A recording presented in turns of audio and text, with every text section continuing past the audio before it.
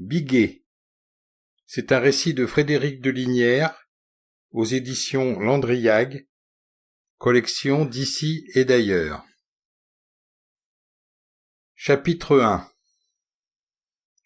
Tout commença de la façon la plus ordinaire. J'étais officier de marine, je venais d'arriver à Dakar et j'avais laissé ma famille en France. Je cherchais une bonne, une fatou comme on disait alors au Sénégal. Et j'avais demandé à Abi, la servante de mon voisin, si elle connaissait une femme qui pourrait convenir. Celle-ci vint me présenter Biguet, qu'elle disait être sa cousine.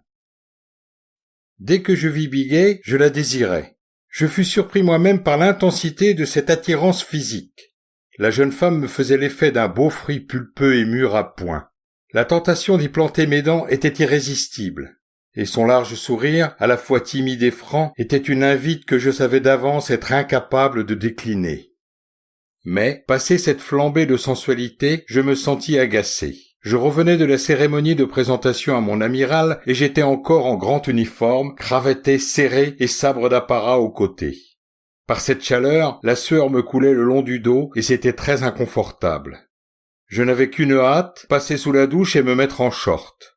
Mais, alors que nous étions debout en plein soleil, Abi me tenait de longs discours. Elle me précisait que Biguet ne pourrait venir que si je la logeais, et elle insistait afin que je leur montre la chambre où elle allait habiter.